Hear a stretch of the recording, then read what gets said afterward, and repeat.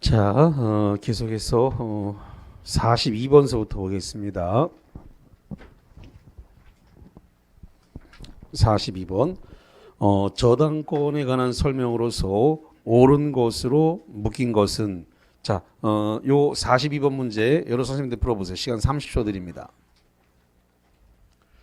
자, 42번. 저당권에 관한 설명 옳은 것은 번호로 얘기합니다. 몇 번이 옳다? 1번이 옳죠. 1번. 자, 1번부터 동시배당에 있어서의 부담의 안분에 관한 규정은 후순위 저당권자가 없는 경우에도 적용된다. 그래서 기억번 맞는 말입니다. 동시배당한다라고 하는 말은 뭐냐면요. 지금 일괄 경매가 들어간 거예요. 그러니까 토지와 건물이 같이 들어가 가지고 이걸 배당을 할 때 이걸 갖다가 지금 토지에서 뭐 1억이면 1억, 그 다음에 건물에서 2억이면 2억 이렇게 그걸 배당을 하는 것을 그걸 갖다가 동시배당, 다른 말로 해서 안분배당이라 그래요. 그래서 동시배당, 안분배당은 후순위 권리자가 없는 경우에도 적용이 되는 것이고요. 자, 니은번 토지와 지상 건물에 공동저당을 설정한 후 건물을 철거하고 그 토지상이 새로운 건물을 축조하여 소유하고 있는 경우 일괄 경매를 신청할 수 있다. 자, 거기 공동저당을 설정했다 그랬습니다. 공동저당. 그 공동저당이라고 하는 말이 지금 이제 이런 거거든요. 그러면 하나의 채권 10억이다. 그럼 하나의 채권을 담보하기 위해서 지금 토지와 건물 이렇게 두 개를 다 했습니다. 그래서 토지가 6억이다. 건물이 7억이다. 그래서 이 두 개를 합해가지고 13억을 갖다가 담보로 이렇게 제공을 했습니다. 그러면 이게 공동저당이 되는 겁니다. 이렇게 공동저당. 그래서 토지와 토지와 그 지상 건물의 공동저당을 설정으로 건물을 철거하고 그 토지상에 새로운 건물을 축조하고 자 이겁니다. 이 건물을 철거를 했습니다. 이 건물을 철거를 하고 여기다가 건물을 새로 지었어요. 이렇게 새로 짓게 되면 그러면 지금 이 건물에는 저당권, 자, 요 건물에는 저당권이 설정돼 있죠. 안에 들어있는 흰 건물, 안에 들어있는 흰 건물은 저당권이 지금 이 7억이 잡혀 있잖아요. 근데 새로 지어진 이 건물에는 지금 저당권이 걸렸어요, 안 걸렸어요? 안 걸렸죠. 안에 있던 흰 건물에만 걸려 있는 거고 바깥에 있는 노란색 건물은 새로 지은 건물이잖아요. 문제 다시 보세요. 토지와 지상 건물에 공동저당을 설치한 후 건물을 철거했다. 그럼 흰 건물이 철거된 거잖아요. 흰 건물을 철거했으니까 거기다 건물을 새로 지었으니까 노란색 건물이 새로 지어진 거잖아요. 그러면 노란색 건물에는 저당권이 설정된 거다, 안 된 거다? 안 된 거죠. 안 된 거니까 그러면 토지에 지금 저당권이 있고 건물에는 저당권이 없으니까 토지와 건물이 같은 사람 거니까 다시 한번 토지와 이 토지와 건물이 같은 사람 거란 말이죠. 갑. 그러니까 토지에는 지금 저당권이 걸려 있으니까 토지에 저당권이 걸쳐 있으니까 저당권자는 토지 소유자가 지은 건물에 대해서도 같이 경매를 집어넣을 수 있다 없다? 있다. 일괄 경매를 집어넣을 수 있잖아요. 그래서 토지상의 새로의 건물을 축조하여 소유하고 있는 경우에 일괄 경매를 신청할 수 있다. 그래서 2번 질문 니은번 맞습니다. 자, 디귿번 갑니다. 저당권자가 물상대위의 행사로 금전을 압류하기 전에 동그라미 저당 목적물 소유자가 수령을 했다. 그래서 압류하기 전에 수령을 했다. 저당 목적물의 소유자는 부당이득 반환을 저당 목적물의 소유자는 부당이득을 반환할 의무를 부담한다. 그렇습니다.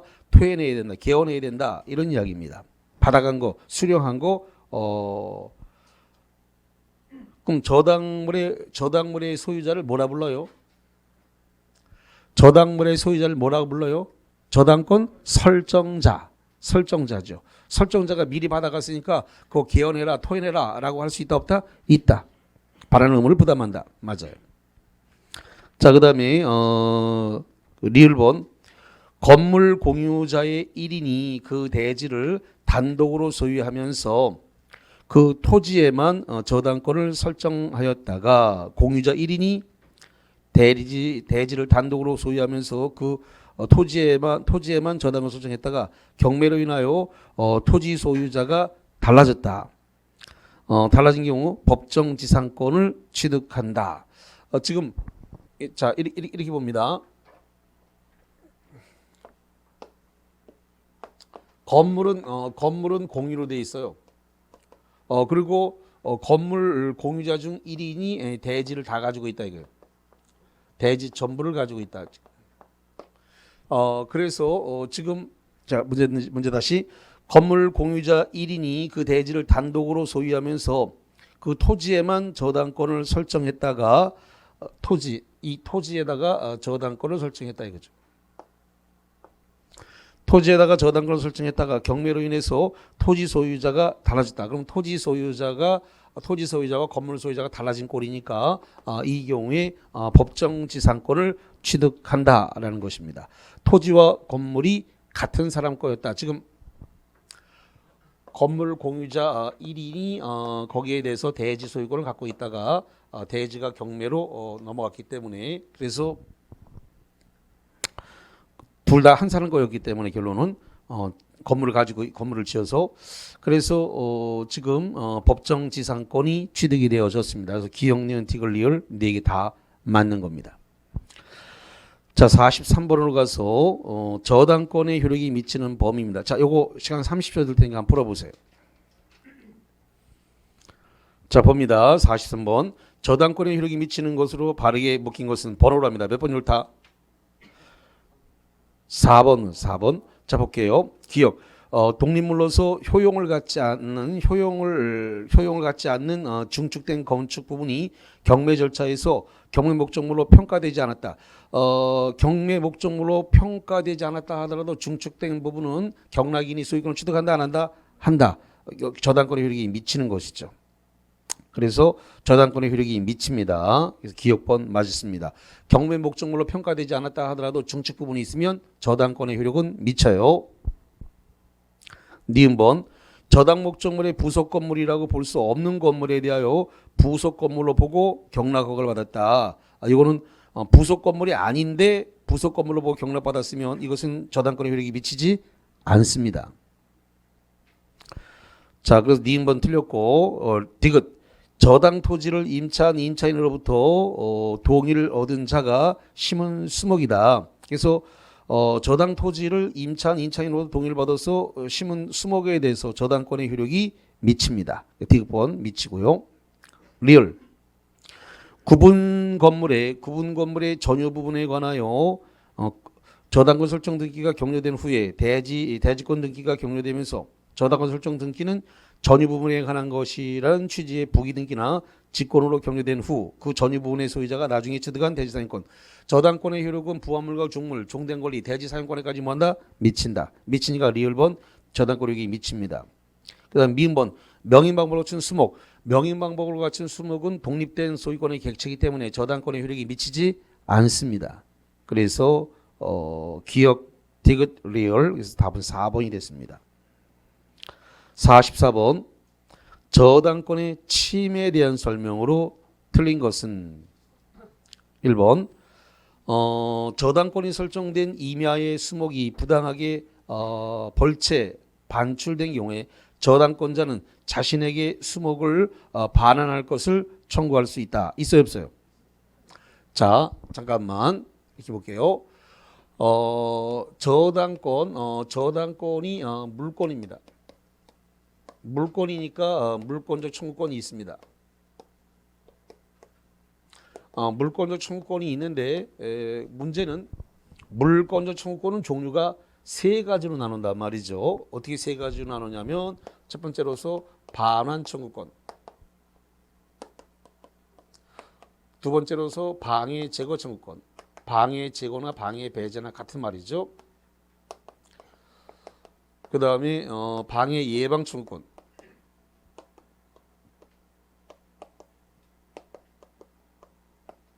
그런데 저당권과 지역권은 반환 청구권이 없단 말이죠.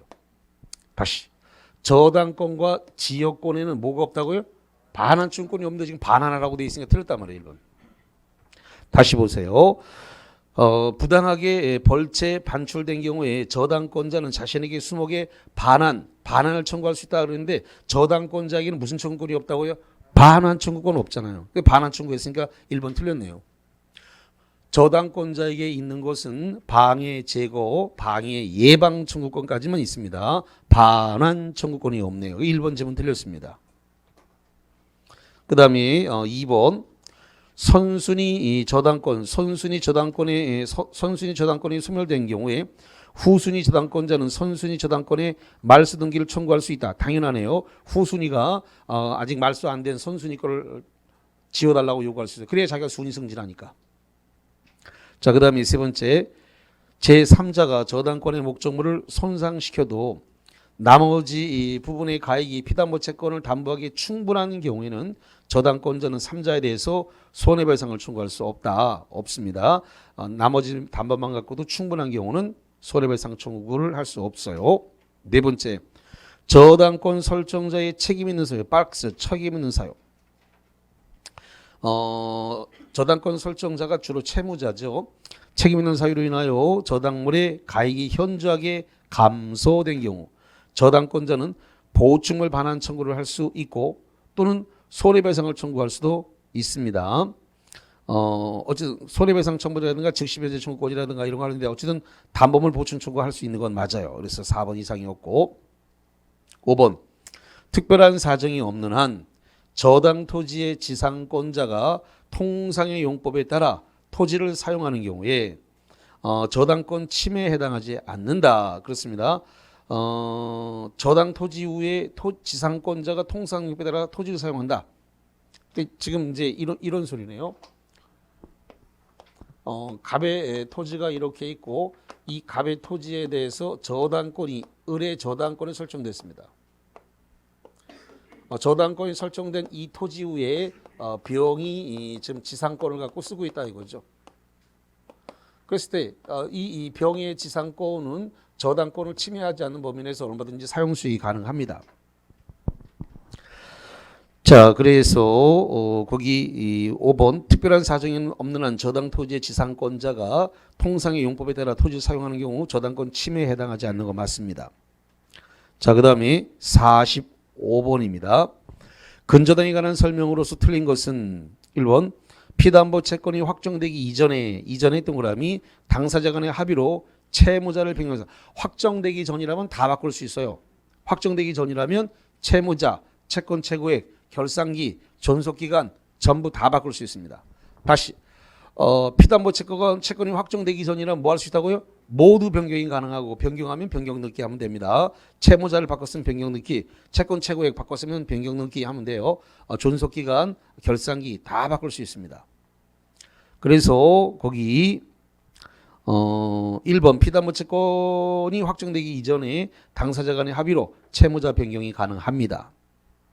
45번에 2번 위 1의 경우에 종전 채무자에 대한 채권은 근저당에 의하여 담보되는 채권의 범위에서 제외된다. 그렇습니다. 당사자가 변경됐으면 종전 채무자는 더 이상 근저당에 의해서 책임을 질 필요가 없습니다. 새로운 신규 채무자가 책임을 질 거기 때문에요. 2번 맞고 3번 후순위 권리자에 의하여 경매에 신청된 경우에 후순위 권리자에 의해서 경매가 신청된 경우에 선순위 저당권은 경락대행 완납 시에 확정되는 거니까 맞네요. 4번 확정된 채권액이 채권 체격을 초과한다. 채권 체격을 초과하는 경우에 채무자는 채권 체격을 변제하고 근저당권의 말소를 청구할 수 없으니까 얼마를 갚아야 돼요? 초과된 금액 전부를 다 갚아야 되고 채권 최고액까지 변제를 하고 근저당을 소멸시킬 수 없습니다. 초과된 금액 전부를 다 변제해야 근저당권은 말소가 청구할 수 있습니다.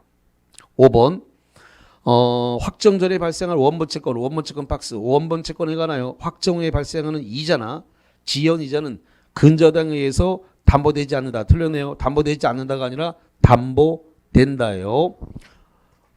언제 발생하는 원본 채권이라고요?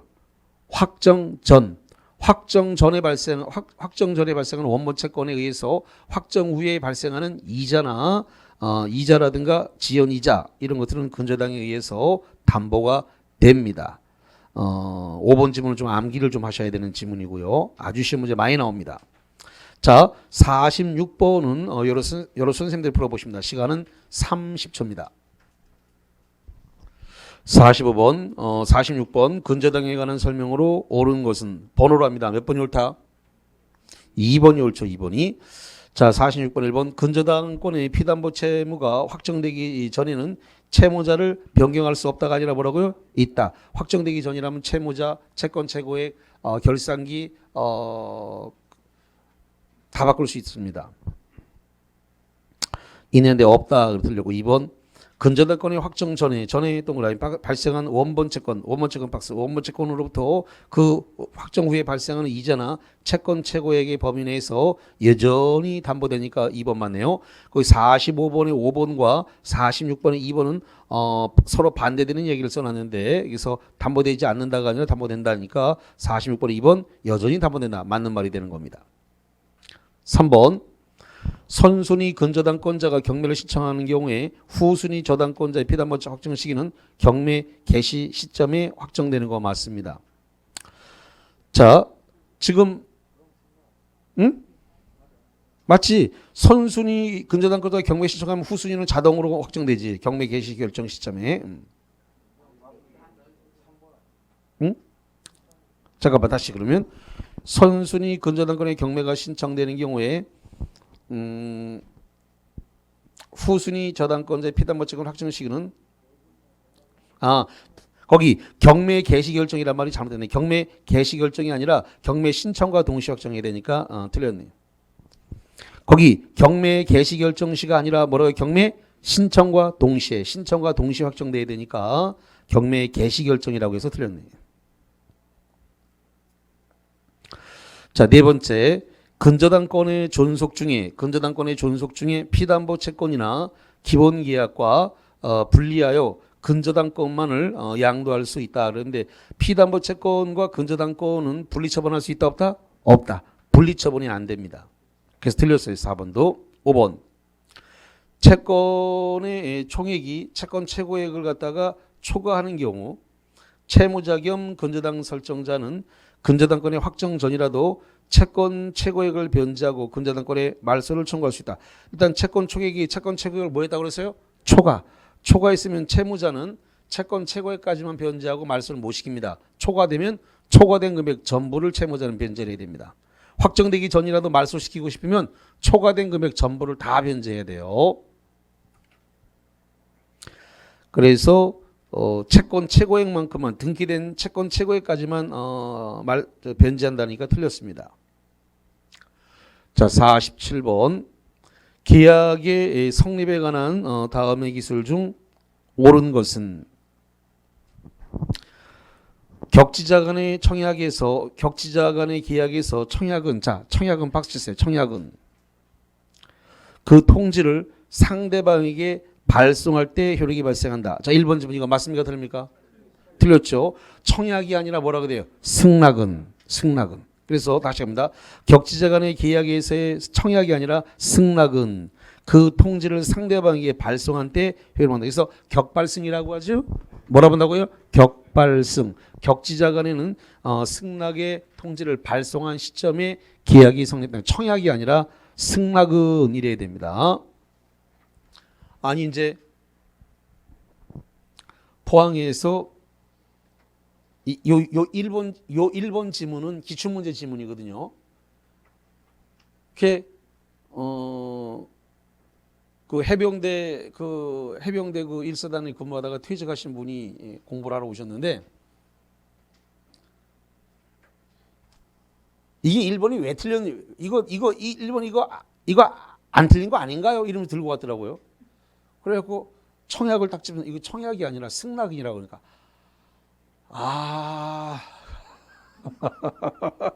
그래서 격발승이라고 하지 않았냐? 근데도 그게 눈에 안 보이는 모양이에요. 그게 눈에. 그래서 암기하라고 격발승 그렇게 해놓은 건 그럼 그 말대로 한다면 이 격발청이 됐나? 격발청이. 그래서 격발청이 아니라 격발 뭐라고요? 승낙이에요, 승낙. 그래서 암기할 때 격발승이라고 계속 암기를 시켜야 되는데 지금 그 말대로 한다면 격발청이 되잖아요. 청약 그러니까 안 되죠, 그러니까. 근데도 이게 이제 그래서 끙끙 앓다가 그걸 들고 와가지고 그 기출 문제를 봤는데 틀렸다고 돼 있는데 왜 틀렸는지 모르겠다고 그러고 들고 왔던데.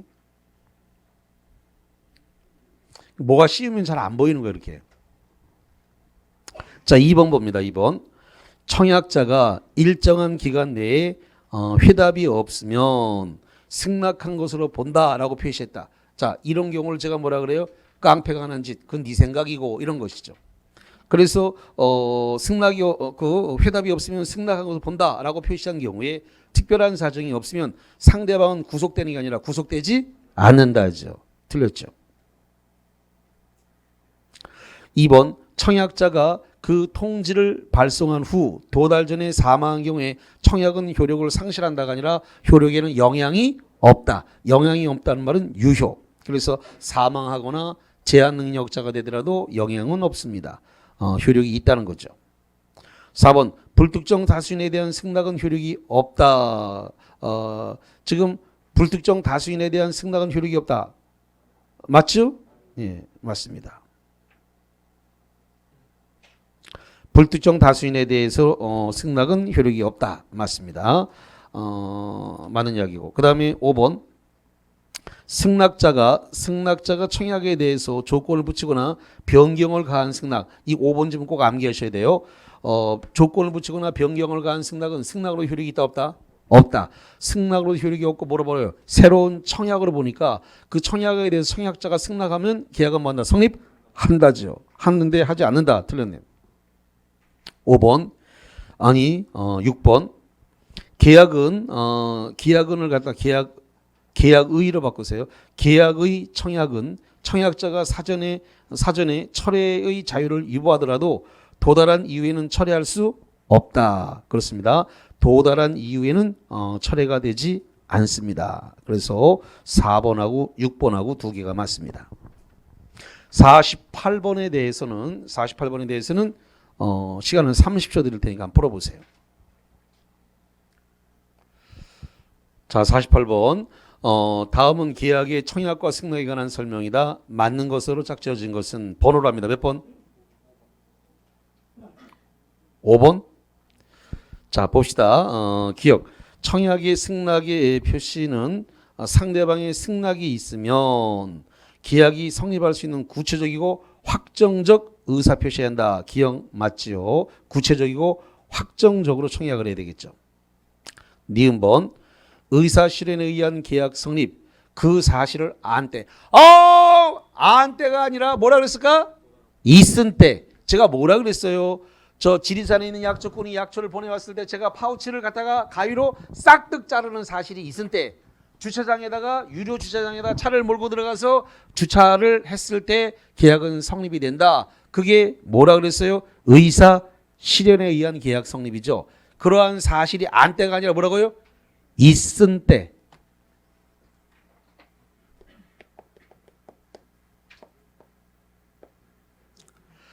있은 때가 저 지리산에서 저 약주꾼이 저 약주 보내왔는데 파우치 먹고 저 힘 좀 내라고 해서 보냈는데 제가 그걸 싹둑 자르면 지리산에 있는 저 약주꾼이 그 사실 알아요 몰라요? 파우치 잘랐다는 사실을 지리산에 있는 약주꾼이 알아요 몰라요? 모르잖아요. 그러니까 안 때가 아니라 뭐라 그래요? 안 때가 아니라 뭐라고요? 있은 때지. 그러니까 제가 파우치를 잘랐는지 안 잘랐는지 지리산에 있는 사람이 어떻게 알아 그거를? 그러니까 안 때가 아니라 뭐라고요? 있을 때. 제가 싹둑 자르는 사실만 있으면 의사실에 의한 계약은 성립한다. 제가 결국 보내온 그 한약 사겠다는 뜻이니까 그 주차장으로 몰고 가서 차를 파킹하는 의사실에 있을 때 주차 계약은 성립되는 거잖아요. 그러니까 안 때가 아니라 뭐라고요? 있을 때 계약은 성립하는 거죠. 그리고 청약과 승낙은 일정한 방식을 요구하지 않는 법률행위다. 일정한 방식을 요구하지 않으니까 뭐라 그래요? 불료식이죠. 청약과 승낙은 일정한 방식을 요구하지 않는 법률행위이다. 그런데 법률행위가 아니고 법률 사실이죠. 일정한 방식을 요구하지 않는 건 맞아요. 근데 청약과 승낙은 의사 표시로서 법률 뭐라고요? 사실. 법률 사실이에요. 그래서 틀렸어요. 리을본 지하철에서 승차권을 판매하는 무인 자동 판매기 설치는 청약의 유인이 아니라 청약이에요. 청약. 자, 잠깐만. 저기 동대구역에 KTX역에 서울 가는 그 기차 시간표가 쭈르륵 나와 있습니다. 자, 그 청약이에요, 청약의 유인이에요. 동대구역에 KTX 열차 시간표가 쭈르륵 나와 있습니다. 그 열차 시간표 그래서 5시에 있고 5시 15분에 있고 5시 30분에 있고 5시 45분에 있고 6시에 있습니다. 15분 간격으로 이렇게 쭈르륵 있는데 청약의 유인이에요. 청약이 유인이죠. 제가 예를 들어 가지고 5시 15분 거 주세요라고 했는데 프런트에서 뭐라 그럴까요? 마감돼서 표 없는데요. 끝이잖아요. 청약이면 바로 승낙을 해서 바로 줘야 되는데 표 다 팔렸다고 안 주잖아요. 그러니까 청약이 아니라 청약이 뭐가 된다고요? 유인. 청약의 유인이에요. 그래서 열차 시간표를 게시했다, 버스 시간표를 게시한 건 다 청약의 유인이지 청약은 아닙니다. 그러나 지하철에서 자판기, 지하철 그 차표 자판기는 그거는 뭐 다 팔렸다고 안 주고 그런 거 없어요. 돈 넣으면 바로 토해내. 그러니까 지하철 그 차표는 10개든 20개든 다 돈만 넣기면 다 토해내기 때문에 그는 청약이 됩니다. 청약. 청약이 유인이 아니고. 그건 거절 안 하거든요.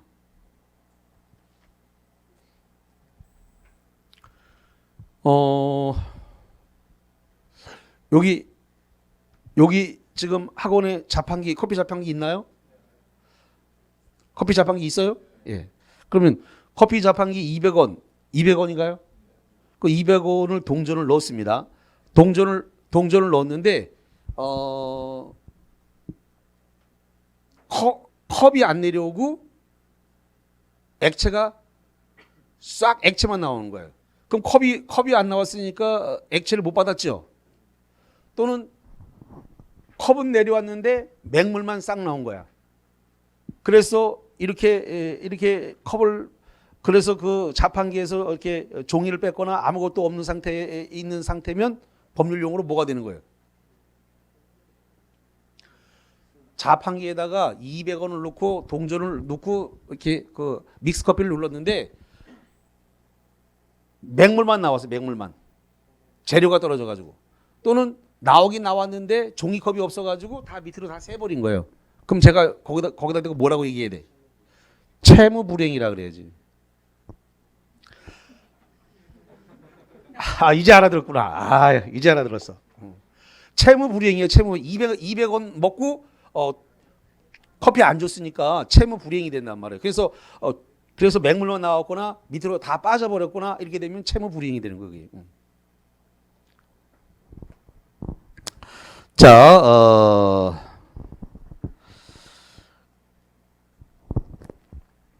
그래서 그 리을본 지하철에서 승차권을 판매하는 무인 자판 판매기는 청약의 유인이 아니라 청약입니다. 틀렸다는 소리고, 미음본 승낙 기간을 정해야 한 청약은 그 승낙 기간 중에는 철회할 수 없으나 승낙 기간이 없는 청약은 언제나 처리할 수 있다. 틀렸네요. 승낙 기간이 없는 청약은 언제 처리할 수 있어요?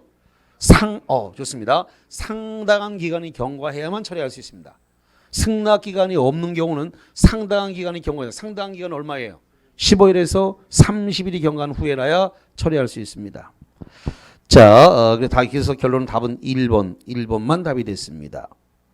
자, 49번 동시이행 항변권 매우 어렵고요. 매년 출제가 되고 있습니다. 자, 시간 30초 될 테니까 한번 풀어보세요.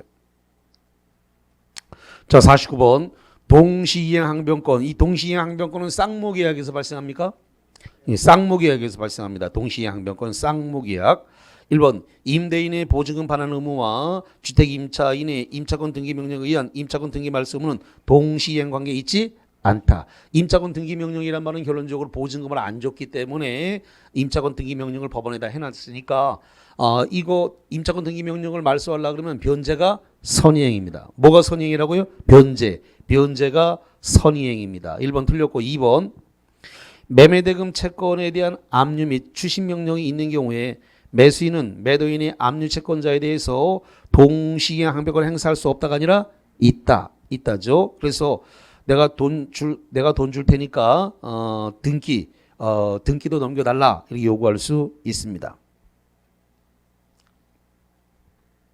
매매 대금을 줄 테니까 등기 넘겨달라라고 요구할 수 있어요. 압류 채권자에게 돈 줄 테니까 등기 넘겨달라. 동시에 항변권을 행사할 수 있죠. 3번 동시이행 항변권이 있는 자는 동시이 항변권을 행사하지 않더라도 이행지체 책임을 지지 않는다. 너무나 유명한 말입니다. 동시에 항변권이 있는 사람은 저쪽 상대방도 이행을 안 했다는 거니까, 물론 나도 이행을 안 했고 상대방도 이행을 안 했습니다. 그걸 행사하지 않더라도 이행지체의 책임을 진다 안 진다? 안 진다. 너무나 많이 나오는 내용이기 때문에 꼭 숙지하셔야 돼요. 주의해야 될 것은 재판에서 소송상에서는 주장을 해야만 되는 거고요. 소송상이 아닐 때는 주장 안 해도 동시이행 항변권의 효과로서 이행지체의 책임을 안 집니다. 소송에서는 주장을 해야 돼요. 예. 네 번째, 쌍무계약의 당사자. 그래서 3번이 지금 맞다는 소리입니다. 4번 쌍무계약의 당사자 1방이 먼저 이행 제공을 하여 상대방을 수령지체에 빠지게 하였다면, 이 말은 뭐냐면 이행기에 잔금 지급기에 매도인이 등기서류를 들고 왔다는 겁니다.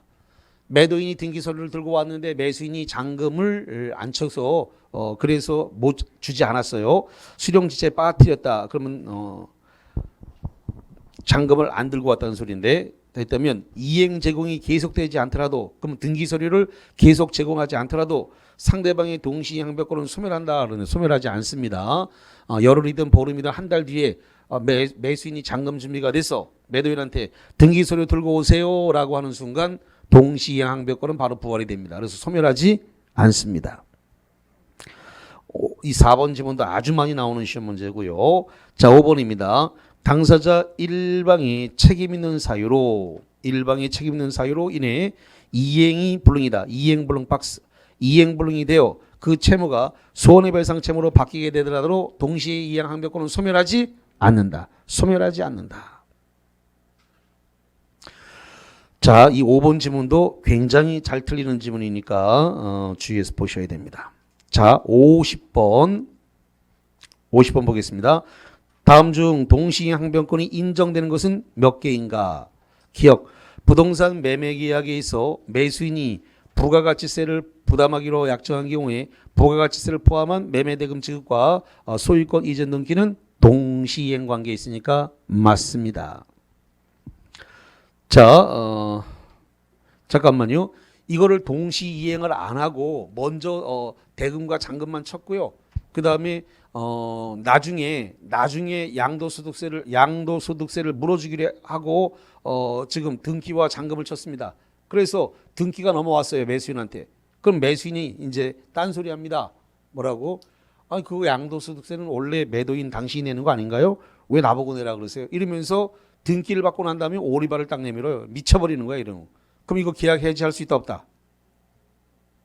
계약 해지 못해요. 왜 계약 해지 못하죠? 양도소득세를 대신 매수인이 물기로 한 이 약정은 부수적 채무 불이행이죠. 주채무가 아니죠. 부수적 채무 불이행을 들어서 본 계약을 계약 해지할 수 있다 없다? 없다. 부수적 채무 불이행을 들어서 계약 해지가 안 된단 말이에요.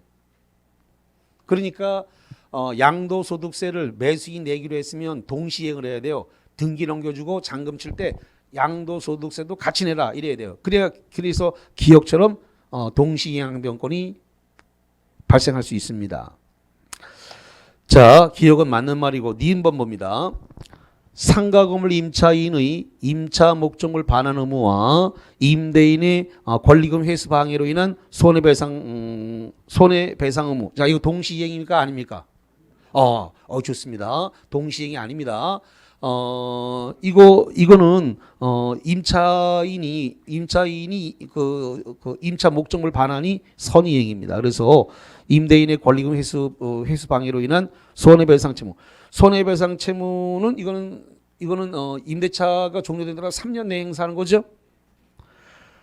거기 권리 회수 방해로 인한 손해배상 채무 의무는 임대차 계약이 종료한 때로부터 몇 년 내에 행사하는 거예요? 3년. 3년 내에 행사하니까 일단 기간 끝나고 3년 내에 되란 말이에요. 그러니까 목적물을 임차 목적물을 뭐 해야 돼요? 인도를 해야 돼요, 먼저. 절대 동시행이 안 되죠. 자, 그래서 니은번은 X입니다. 디귿번 담보 목적의 가등기 말소 의무와 피담보 채무의 변제다. 가등기라는 것은 가등기도 등기니까 등기가 돼 있는 겁니다. 그러면 그 담보 목적의 가등기를 갖다가 말소시키려면 변제가 뭐예요? 선의행. 등기돼 있는 걸 말소시키려면 변제가 선의행입니다. 리을 미등기 건물의 매매에서 매도인의 소유권 이전 등기 의무는 매수인의 대금 지급보다. 자, 미등기든 뭐든 간에 매매 대금은 어떻게 돼요? 동시 이행입니다. 등기와 잔금 지급은 동시입니다. 그게 등기돼 있든 안 되든 매매에서 동시 이행하도록 되어 있습니다. 그러니까 리을은 동시 이행 맞습니다. 미음번 소유권 이전 등기를 격려하기 전에 건물 매수인이 제3자에게 임대한 후 거기 다시 하겠습니다. 소유권 이전 등기 격려 전에 동그라미 등기가 넘어오기 전에 건물 매수인이 제3자에게 임대한 후 계약이 해제가 됐다 이거죠. 해제가 된 경우에 임차인의 건물 명도 의무와 매수인의 보증금 바랍니다. 계약이 해제가 됐어요. 계약이 해제가 돼가지고 이 권한이 없어져 버렸습니다. 임대 권한이 없어졌어요. 그래서 이걸 갖다가 서로 돌려주고 돌려받아야 되니까 동시행입니다. 그래서 임차 건물의 명도와 매수인의 보증금 반환 의무 이것은 동시행 관계입니다. 자, 네 번째 비읍번 구분 소유적 공유 관계가 해소되는 경우에 공유자 지분권 상호간의 지분 이전 등기 의무다. 잠깐만, 지금 계속 이게 시험 문제에 나오는데 구분 소유적 공유 상호 명의 신탁이라고 하죠. 그러면 지금 공유 상태로 등기를 했단 말이죠. 그런데 구분 소유적 공유를 하고 있다 이거죠. 그러면 구분 소유로 등기를 했으니까 갑이 여기를 하고 을이 이쪽을 갖다가 위치와 면적을 특정을 해서 점유합니다. 그렇다 하더라도 갑이 점유하는 여기에는 을의 지분 2분의 1이 존재하고 을이 점유하는 2분의 1에 대해서 갑의 지분이 2분의 1을 지금 가지고 있다 이 말이죠. 그래서 이 구분 소유적 공유가 지금 해소가 돼가지고 끝내려고 그래요. 그럴 때는 분할 등기를 공유물 분할 등기를 청구하는 게 아니고 지분 너한테 넘어가 있는 지분 나한테 돌려달라. 당신한테 넘어가 있는 지분 요거 나한테 돌려달라. 그래서 지분을 서로 돌려받아야 된다 말이죠. 그래서 거기 구분 소유적 공유 관계가 해소되는 경우에 공유 지분 권자 상호간의 지분 이전 등기는 동시 이행 관계가 맞습니다. 자, 그다음에 시업번 근저당권의 실행으로 인한 경매가 무효가 됐다. 거기 박스 경매가 무효. 경매가 무효가 된 경우에 매각받은 자의 소유권 이전 등기 말소 등기 절차 이행 의무와 근저당권자의 배당금 반환 의무는 이건 동시행이 아니다라는 겁니다. 왜 아니냐면 지금 배당금을 갖다가 반환받는 것은 배당 법원에서 받는 것이고 등기를 말소시키는 것은 등기소에서 말소시키는 거기 때문에 이건 동시이행이 되지를 않습니다. 그래서 경매가 무효가 됐을 때 소유권 이전 등기 말소 절차의 이행과 근저당권의 배당금 반환 의무는 동시이행이 되지를 않는다. 그래서 배당금 반환은 배당법원에 가서 해야 되고 등기는 등기소에서 해야 되기 때문에 이건 서로 동시이행이 되지 않는다라는 겁니다. 이것도 유명한 판례이기 때문에 좀 잘 숙지하셔야 됩니다. 자, 2등번 임차권 등기 명령에 의해서 등기된 임차권 등기 말소 의무와 보증금 반환 의무다. 역시 등기된 걸 말소하니까 변제가 뭐가 되는 거예요? 선이행. 변제가 선이행. 그래서 인정되는 것은 하나, 둘, 셋, 넷, 네 개네요. 4번입니다. 자, 51번은 여러 선생님들 풀어보세요. 시간은 30초 드리겠습니다. 자, 보겠습니다. 51번. 갑소유 건물을 을에게 매도한 후 동그라미 소유권 이전 및 인도 전에 박스 원인을 알 수 없는 사유로 건물이 전소되었다. 전소 다 타버렸네요. 이 상태를 후발적 불능이라 그러나요? 매도 건물을 갖다가 매도한 후에 이전 인도 전에 원인을 알 수 없는 것 따라 전소 다 되었다. 후발적 불능이 됐습니다. 자, 1번. 자, 일단 뭐가 틀렸습니까? 번호를 해봅니다. 2번이 틀렸습니다. 2번이. 1번 갑의 을에 대한 소유권 이전 등기 의무는 멸한다. 지금 문제는 원인을 알 수 없다 그랬으니까 매도인 매수인 양쪽 다 잘못이 없는 거죠. 당사자 간에 귀책 사유가 있다 없다? 없다. 원인을 알 수 없다 그랬으니까 매도인이나 매수인 양쪽 다 귀책 사유가 없어요. 그러면 뭐로 가냐면 위험부담으로 가게 돼. 뭐로 간다고요? 위험부담으로 가게 돼요. 위험부담으로. 위험부담이면 채무자 위험부담주의가 발생하니까 그러면 갑이 매도인이니까 매수인에 대해 소유권 이전 등기 의무는 뭐 한다고요? 소멸한다. 맞고. 두 번째, 만일 을에게 매매대금을 청구할 수 없으나, 그렇죠, 매매대금 청구 안 되죠. 수령한 계약금이나 중도금이 있으면 을에게 반환할 의무가 없다가 아니라 있다. 그래서 대금 지급을 청구할 수는 없고 매수인한테 받은 계약금 중도금은 돌려줘야 돼요. 그래야 공평하니까. 근데 반환 의무가 없다. 그럼 도둑놈 소리를 듣습니다. 그래서 2번 틀렸네. 3번. 만약 을의 수령 지체 중에 잠깐만 수령 지체를 박스 쳐보세요. 수령 지체라고 하는 말은 무슨 뜻이에요? 이행기에 잔금 지급기에 지금 잔금을 친 거예요, 못 친 거예요? 못 쳐가지고 등기소리를 못 받았습니다. 등기소리를 못 받은 걸 이걸 뭐라 한다고요? 수령 지체라 그래요. 등기소리 못 받은 상태가 수령지체다. 자, 이렇게 수령지체 만일 3번 만일 을의 수령지체 중에 양 당사의 책임 없는 사유 책임없는 것은 매도인 매수인 둘 다 잘못이 없다는 겁니다. 책임없는 사유로 인해 화재가 발생한 경우에 갑은 양도인은 양수인에게 매도인은 매수인에게 매매대금을 청구할 수 있다. 그래서 대금 지급을 청구할 수 있다. 맞네요. 수령지체라고 하는 것 자체는 일단 매수인한테 잘못이 있는 거죠. 잔금을 안 쳤으니까 등기를 못 준 거니까 누구한테 귀책 사유가 있는 거예요? 매수인한테 잘못이 있는 거예요. 그래서 그 부동산이 책임 없는 사유로 멸실됐다 하더라도 책임을 매수인이 져야 되는 겁니다. 그러니까 갑 매도인은 매수인에게 대금 지급을 청구할 수 있다. 맞게 되는 겁니다. 4번 만일 갑의 귀책 사유로 건물이 전소된 경우에 을은 갑에게 전보배상을 청구한다. 전보배상 박스. 자, 이 전보배상의 뜻이 뭐예요? 자, 정확하게 다시 해드리겠습니다. 전보배상은 이행불능으로 인한 손해배상, 이행불능으로 인한 손해배상을 통칭해서 뭐라 부른다? 전보배상. 이행불능으로 인한 손해배상 청구권을 통칭해서 뭐라고 부른다고요? 전보배상이라고 부른다. 그러면 다시 가봅니다. 갑에게 귀책 사유가 있다. 그럼 매도인한테 잘못이 있는 거예요. 그러면 매수인은 갑에게 지금 건물이 전소가 됐으니까 다 타버렸으니까 이행불능이죠. 4번 다시 건물이 전소됐다는 말은 다 타버렸다는 거죠. 그럼 이행할 수 있어요, 없어요? 없어요. 이행불능입니다. 그 이행불능이 됐으니까 매수인은 갑 매도인에게 전보배상 이행불능으로 인한 손해배상을 청구할 수 있다 없다? 있다. 맞잖아요. 그러니까 이 전보배상이라는 말이 시험 문제에 계속 많이 나오기 때문에 뜻을 좀 익히셔야 됩니다. 전보배상이라는 뜻. 그래야 고민 없이 바로 답을 고를 수 있고요. 자, 5번 갑이 건물에 대한 화재 보상금을 수령하였다면 을은 갑에게 보상금 만원을 청구할 수 있다. 퇴내, 개헌해라고 할 수 있다 없다? 있다. 네. 자, 그 다음에 52번 제3자를 위한 계약인데 풀어보세요. 시간 30초 드리겠습니다.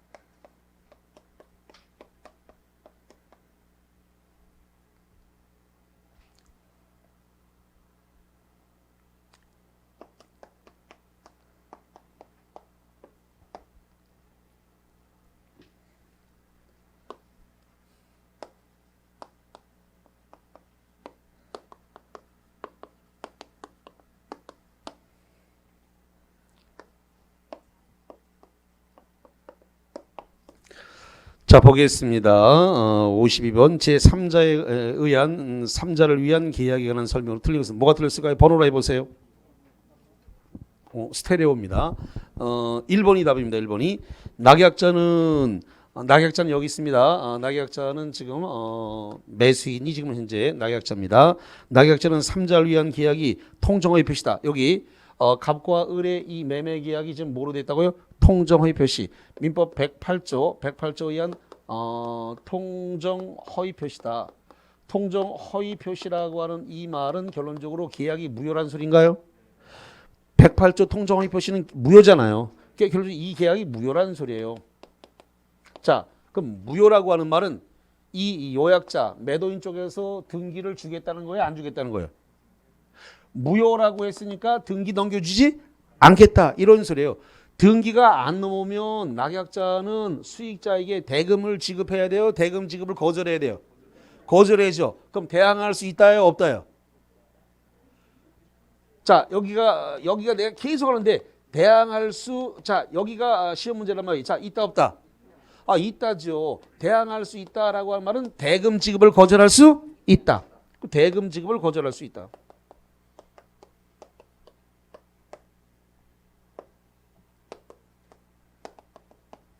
자, 그러면 거기 1번 봅니다. 낙약자는 3자를 위한 계약이 통정허위 표시 무효라는 이유로 항변으로 선의의 수익자에게 대항하지 못한다가 아니라 대항할 수 있다. 대항할 수 있다는 대금 지급. 여기 2억 7천을 갖다가 등기가 안 넘어오는데 병한테 준다 그러면 제가 얘기했습니다. 반피 소리 든다 그랬습니다. 반피 소리 안 들으려면 대금 지급을 뭐 해야 돼요? 거절을 해야지요. 1번 지목이 바로 틀렸어요. 자, 2번. 낙약자는 요약자와 수익자, 박스 주세요. 요약자와 수익자. 자, 여기입니다. 이 요약자고 수익자는 여기 있습니다. 그러면 요약자와 수익자와의 관계, 이걸 대가관계라고 하죠? 대가관계입니다. 대가관계. 이렇게 대가관계. 요약자와 수익자와의 관계, 법률 관계에 의한 항변으로 수익자에게 대항할 수 없다. 그래서 요거 여기죠. 대항할 수 있다 없다? 없다. 대항할 수 없다라고 한 말은 대금 지급을 거절할 수 없다. 그럼 여기 이 낙약자는 수익자에게 대금을 지급을 해야 된다는 소리죠? 대항할 수 없으니까 여기 대가관계, 요약자와 수익자와의 대가관계 항변으로서 대금 지급을 거절할 수 없으니까, 대항할 수 없으니까 거절할 수 없어요. 자, 그래서 2번 지문은 맞는 말이고, 3번 수익의 의사표시 후 요약자가 낙약자의 귀책 사유를 이유로 계약을 해제를 했다. 그러면 지금 계약인데 요 계약을 갖다가 해제했다는 겁니다. 계약을 해제한 경우 수익자는 낙약자에게 손해배상을 청구할 수 있다. 그래서 요 수익자는 낙약자에게 손해배상 청구할 수 있다. 있네요. 자, 4번. 요약자는 낙약자가 채무를 이행하지 않으면 제3자의 동의 없이도 계약을 해제할 수 있다. 다시. 요약자는 4번 요약자 박스 치세요. 요약자는 낙약자의 낙약자가 채무를 이행하지 않는다. 자, 여기 봅니다. 낙약자가 채무 이행 안 한 건 뭐예요? 중도금, 잔금을 주지 않았다. 이게 낙약자의 채무 불이행입니다. 낙약자의 채무가 불이행이 있으면은 제3자의 동의 없이도 이 계약을 해제할 수 있다 없다? 있다. 있네요. 자, 5번. 제3자를 위한 계약이 해제된 경우에 이미 제3자에게 이행을 한 낙약자는 특별한 사정이 없는 한 제3자에 대해서 원상회복을 청구할 수 없다. 자, 계약이 해제가 되면 원상회복은 누가 해야 돼요? 계약 당사자. 계약 당사자는 누구예요? 갑과 을. 그래서 요약자와 낙약자가 계약 당사자니까 요 수익자가 대금을 다 받았다 하더라도 수익자가 2억 7천을 토해낼 필요가 있다 없다? 없다. 누가 돈 갚아야 돼요? 요약자가 원상회복을 해야 돼요. 요약자가 원상회복을 해야 돼요. 그래서 수익자는 원상회복 당사자가 아니죠. 그래서 제3자에 대해서 원상회복을 청구할 제3자 병에게 원상회복 청구할 수는 없습니다. 맞고. 자, 하나만 더 풀고 쉬겠습니다. 53번입니다. 53번 하나 풀고 쉬겠습니다. 자, 53번 제3자를 위한 계약에 관한 설명 중 틀린 거 무엇이 틀렸습니까? 번호로 합니다. 5번이 틀렸습니다. 5번. 자, 1번 수익의 의사표시는 제3자를 위한 계약의 성립 요건이 아니다. 이게 보세요. 여기 수익의 의사표시는 누가 해요? 수익자가 수익의 의사표시를 합니다.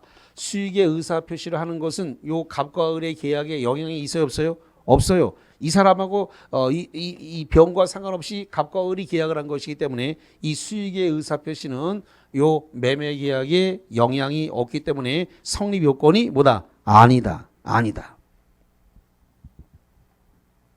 그래서 기억법 맞는 말이고요. 니은번 요약자는 낙약자의 채무를 이행하지 않으면 제3자의 동의 없이도 계약을 해지할 수 없다가 아니라 있다니까 니은번 틀렸네요. 자, 그 다음에 디귿번 낙약자는 요약자와의 계약에서 발생한 항변으로 제3자에게 대항할 수 없다. 요약자와의 계약에서 발생한 항변으로 제3자에게 대항할 수 없다가 여기 제3자에게 대항할 수 없다가 아니라 뭐예요? 있다. 그러니까 디귿번도 틀렸네요. 디귿번 틀렸습니다. 자, 그 다음에 리을번입니다. 리을. 낙약자는 요약자와의 계약에서 발생한 항변으로 제3자에게 대항할 수 있다. 있네요. 이건 맞습니다. 미음번 낙약자의 규책 사유로 낙약자의 규책 사유로 요약자가 계약을 해지한 경우 수익자는 낙약자에게 자기가 입은 손해배상을 청구할 수 없다가 아니라 있다. 그래서 리을번 틀렸네요. 자, 그 다음에 비읍번 제3자를 위한 계약, 제3자를 위한 계약이 해제가 된 경우에 이미 제3자에게 매매대금을 이행한 낙약자는 제3자에 대해서 부당이득 반환을 청구할 수 있다. 자, 원상회복을 할 때는 3자한테 원상회복하는 게 아니라 누구한테 해야 돼요? 요약자한테 해야죠. 그래서 이미 계약이 해제가 되면 원상회복은 3자한테 하는 게 아니라 누구한테 해야 된다고요? 요약자, 갑에게 해야 되죠. 그러니까 이것도 틀렸네요. 자, 그러면 이게 틀린 게 니은, 디귿, 리을, 미음, 비읍. 네 개네요. 니은, 디귿, 미음, 비읍. 이게 네 개입니다. 자, 그래서 답 없음이 되겠네. 자, 그래서